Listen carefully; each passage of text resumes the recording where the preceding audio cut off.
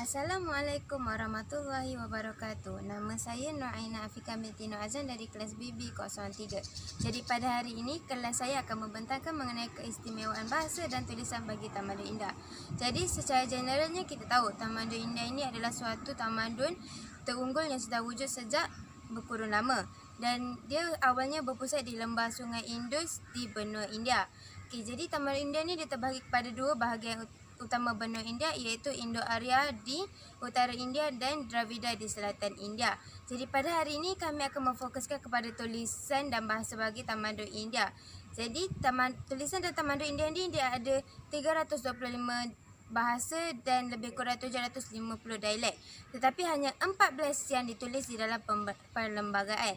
Jadi kami akan memfokuskan kepada dua bahasa utama, iaitu Indo-Arya, bahasa Indo-Arya dan bahasa Dravida.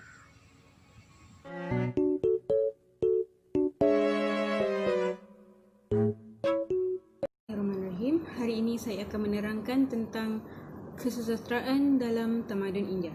Kesusastraan dalam Tamadun India boleh dibahagikan kepada dua, iaitu kesusastraan Indo-Arya dan kesusastraan Dravida. Hasil-hasil kesusastraan yang dihasilkan dalam bahasa Sanskrit menjadikan karya-karya kesusastraan ini lebih menonjol pada zaman klasik, kerana bahasa Sanskrit merupakan bahasa utama dalam kumpulan-kumpulan bahasa Indo-Arya.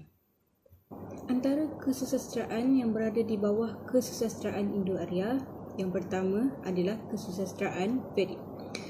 Kesusastraan Vedic ini dicipta di antara tahun 1500 hingga 1500 sebelum Masehi sehingga 500 sebelum Masehi.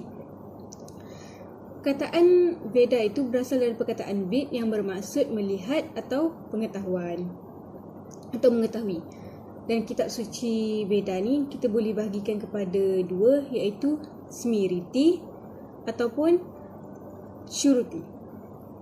Perbandingan antara kedua-dua ni, antara Shruti dan Smriti ni adalah Shruti ia boleh diubah dari semasa ke semasa, manakala Smriti tidak boleh diubah. Seterusnya, kesusastraan kedua terbesar dalam Tamadun India adalah kesusastraan Dravida.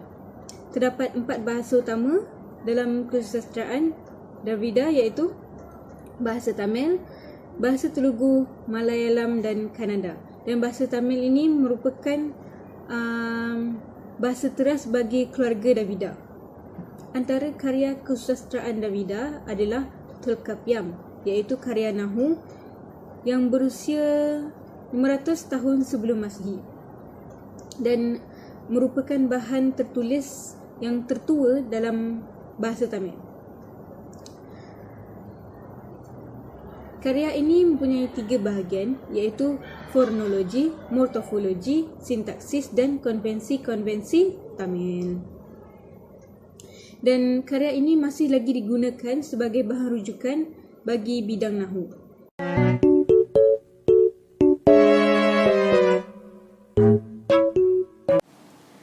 Seterusnya, keunikan bahasa Tamil dan juga bahasa Hindi. Bahasa menjadi alat utama bagi komuniti masyarakat untuk berkomunikasi serta bertukar pendapat. Dalam komunikasi, bahasa memainkan peranan penting supaya masyarakat dapat berkomunikasi secara baik. Pada masa yang sama, sistem bahasa menjadi unsur yang penting dalam ketamadunan manusia. Dan juga untuk pengetahuan, bahasa Tamil juga diiktiraf sebagai Semozi, yang bermaksud bahasa yang sangat unik serta mempunyai keistimewaan yang tersendiri. Seterusnya, jumlah abjad bagi bahasa Tamil ialah 247 secara keseluruhan. Kesemua abjad ini dikategorikan kepada 4 bahagian, iaitu Valinam, Melinam, Indivanam dan juga Ayuta Ilutu. Bahasa Tamil juga dibezakan ragam tinggi dan juga ragam rendah. Ragam tinggi ni digunakan dalam tulisan, radio, televisyen dan juga pidato. Manakala ragam rendah digunakan dalam lisan pada percakapan harian. Seterusnya, bahasa Hindi. Bahasa Hindi menjadi bahasa rasmi India pada tahun 1965. Bahasa ini juga digunakan di Fiji, Mauritius, Suriname, Guyana, Tobago dan juga Nepal. Kata-kata yang berasal daripada bahasa Hindi contohnya macam guru, jungle, karma, yoga, banglo, cita dan juga avatar. Bahasa Hindi juga merupakan bahasa yang tertua di dunia. Bahasa Hindi adalah bahasa Bollywood, iaitu salah satu bahasa yang paling banyak digunakan di dunia. Di India, ada perayaan Hari Hindi yang dirayakan setiap tahun pada tarikh 14 September. Perayaan tersebut bertujuan untuk memperingati bahasa Hindi sebagai bahasa rasmi oleh Majlis Konstitut India pada tahun 1965.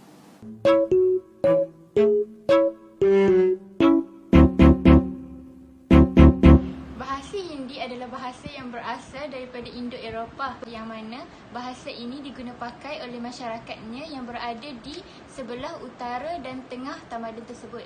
Selain itu, bahasa ini juga dikenali sebagai bahasa Bollywood. Tamil pula berasal daripada keturunan bahasa Indravidian, yang mana bahasa ini diguna pakai oleh masyarakat yang berada di sebelah selatan tamadun, iaitu di negeri Tamil Nadu, India dan Pondicherry. Bahagian atas ni adalah bahagian utara tamadun India, yang mana masyarakat di kawasan ini menggunakan bahasa Hindi untuk berkomunikasi sesama masyarakat. Di bahagian bawah ni pula adalah bahagian selatan tamadun India, yang mana masyarakat di kawasan ini menggunakan bahasa Tamil untuk berkomunikasi sesama masyarakat mereka. Kelompok bahasa Indo-Eropah ditulis dalam skrip Devanagari, manakala bahasa Dravidian ditulis dalam skrip bahasa Tamil. Selain itu, Tamil juga mempunyai sejarah yang sangat panjang. Bahasa Tamil telah wujud selama lebih 2000 tahun. Ini menjadikan bahasa Tamil sebagai bahasa klasik tertua dan paling lama di dunia. Oleh itu, bahasa Tamil dianggap sebagai bahasa yang lebih tua berbanding bahasa Hindi. நான் பள்ளிக்கு நடந்தேன். मैं पैदल स्कूल गया.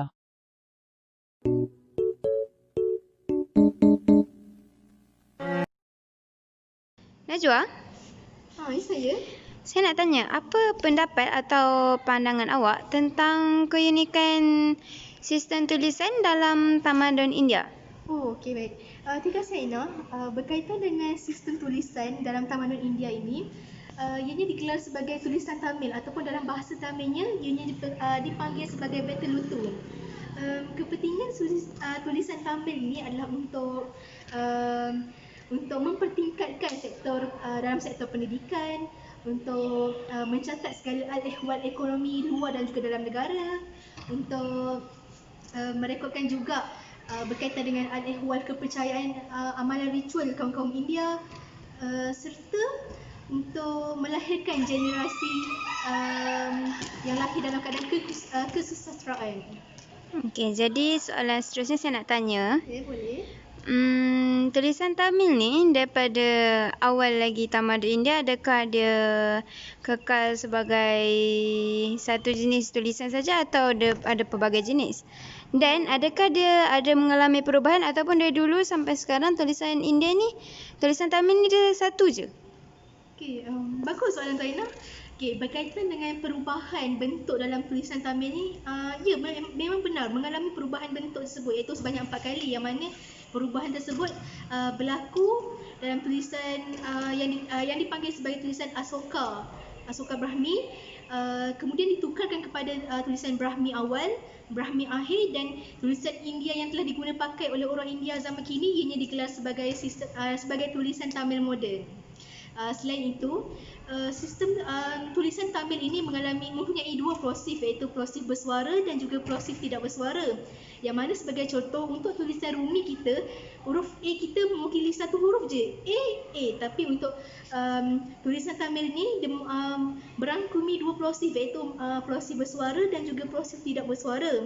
Yang mana sebagai contoh, huruf K untuk tulisan Tamil mewakili huruf K dan juga huruf G. Selain itu, tulisan Tamil ini sebenarnya adalah merupakan tulisan yang berbentuk pitograf, kerana sekiranya kita perasan tulisan Tamil ni ianya agak kebulatan dan juga bersimpul-simpul. Selain itu, tulisan Tamil ini juga merupakan tulisan yang dikira agak misteri kerana walaupun telah wujud sejak berzaman tahun dulu, ianya masih lagi belum dapat ditafsirkan sehingga kini. Terima kasih.